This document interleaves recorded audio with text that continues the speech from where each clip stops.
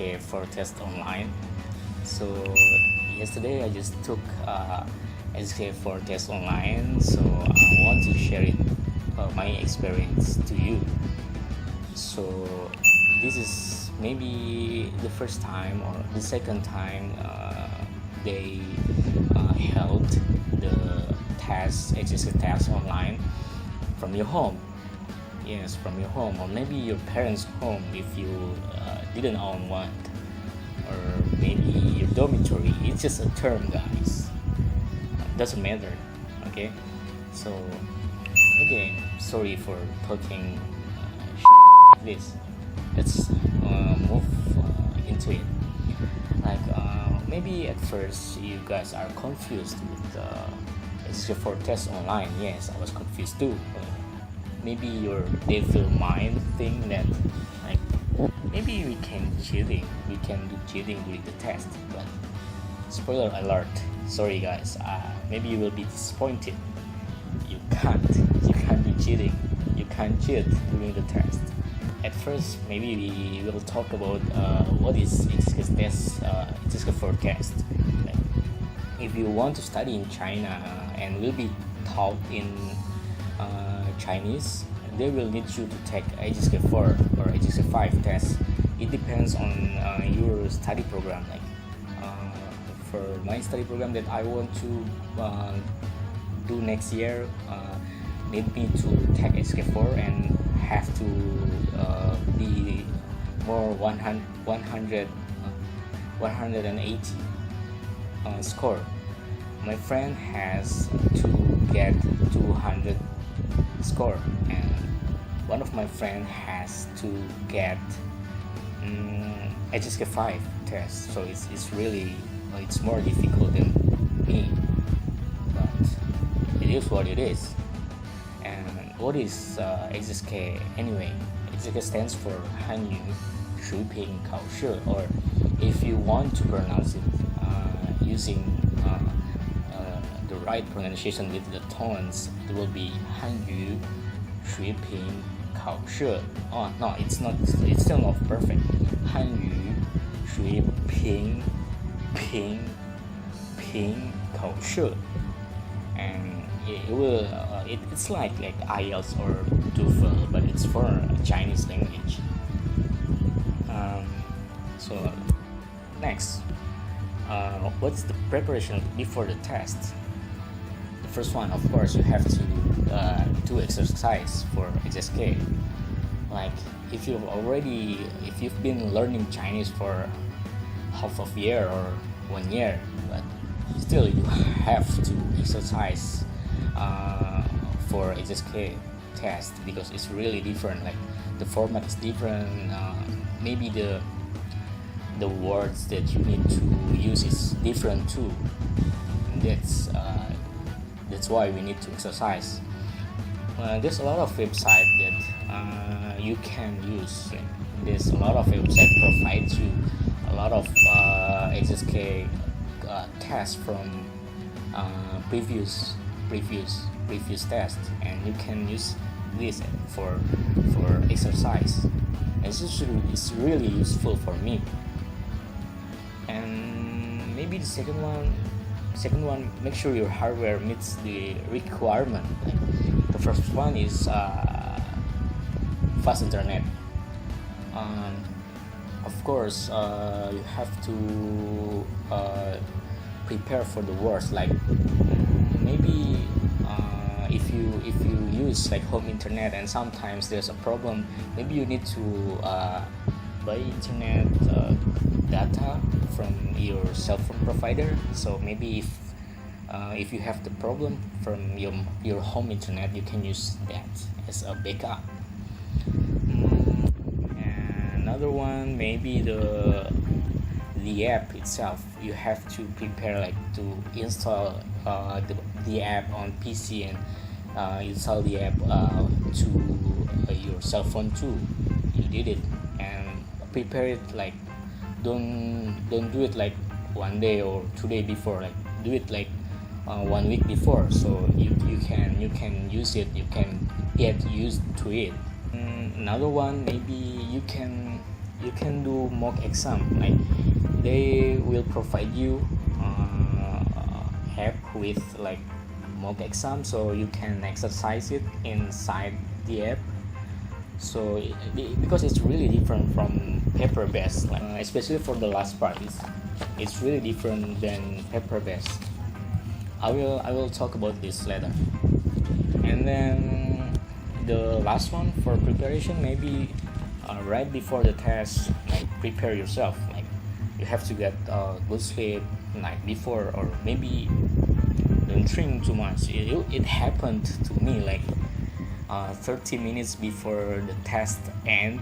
Like I have to hold to go to the bathroom. Like I don't know. It's like it bothered me so much, because when you're holding your pee and you have to answer the question, it's really so prepare yourself. Don't drink too much water before the test.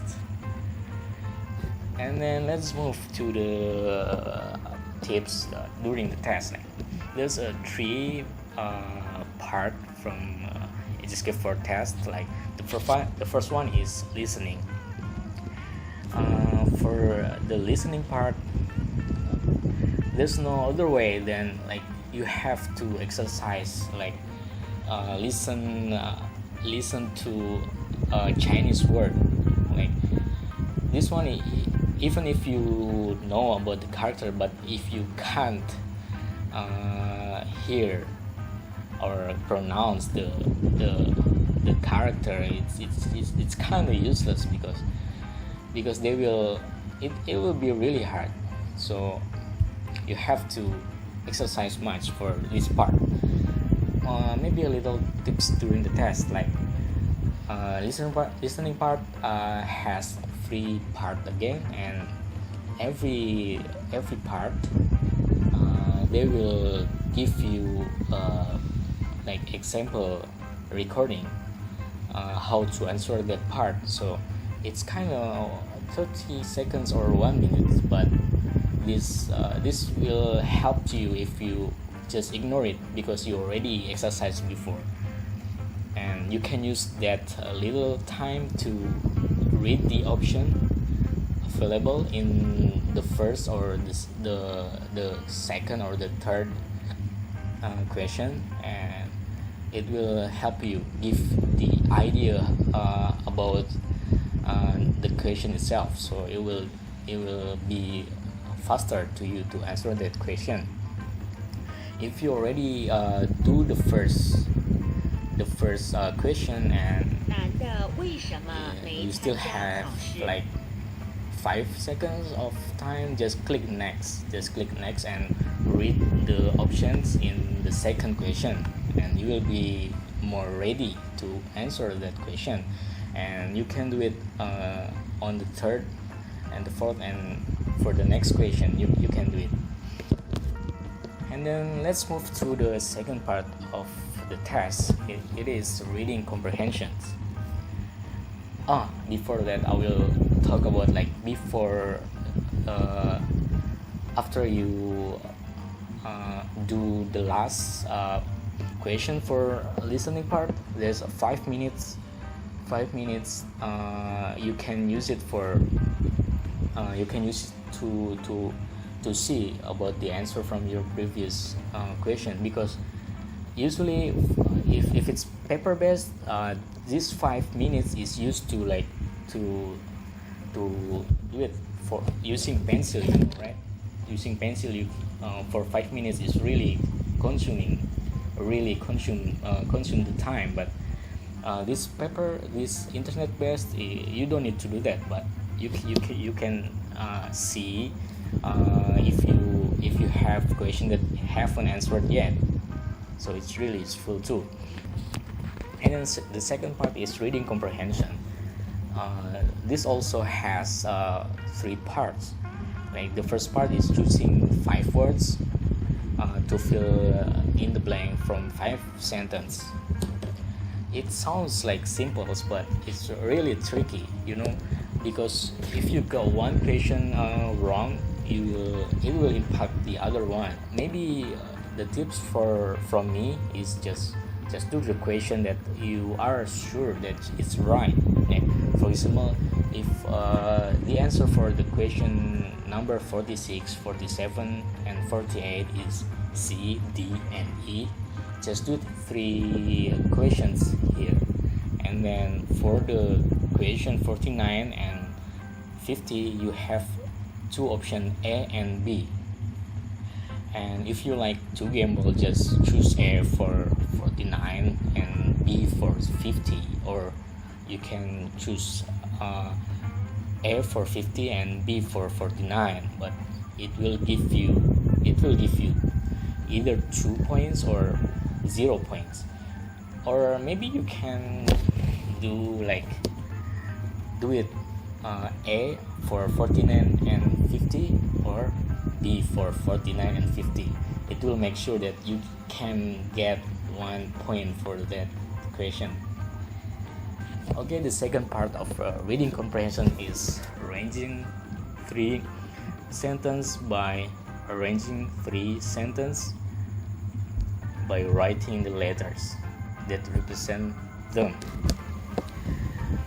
The best tips are always find the conjunction pair like budan, danshu, suiran, blah blah blah, and then because it's budan sentence will always come first before the danshu sentence, and maybe pay attention to for the adverb like yeah.